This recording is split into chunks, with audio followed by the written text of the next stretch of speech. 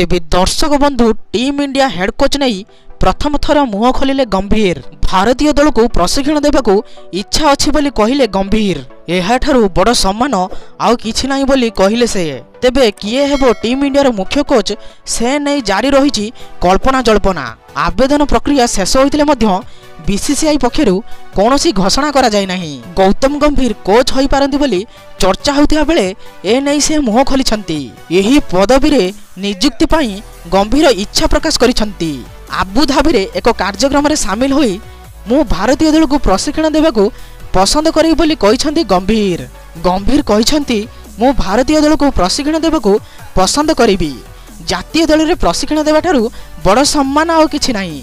आपण 140 कोटी भारतीय को प्रतिनिधित्व करुछंती। जेतेबेले आपण भारतर प्रतिनिधित्व करुछंती सेतेबेले एहा ठारू आउ बड़ किछि नाही। किछि दिन पूर्व बीसीसीआई सचिव जय शाह कहिथिले जे भारतीय क्रिकेट विषय रे गंभीर ज्ञान थिबा एही अभिज्ञ को एही पदवी पर नियुक्ति करा जिवो।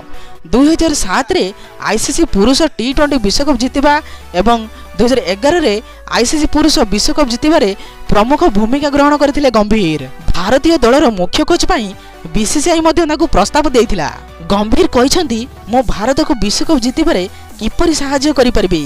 मु भाबुची भारत को विश्वकप जितिबारे मु सहायता करिबि नाही, बरं 140 कोटी भारतीय ही भारत को विश्वकप जितिबारे सहायता करिवे। जदि समस्ते आम पई प्रार्थना करिबा आरंभ करिवे तेबे आमे खेलिबा आरंभ करिवो, तेबे जाई भारत विश्वकप जितिबो।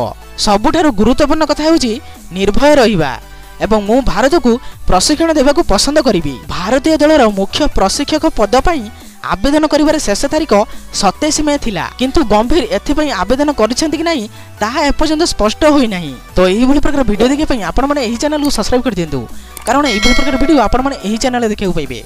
तो रहिली जय श्री राम।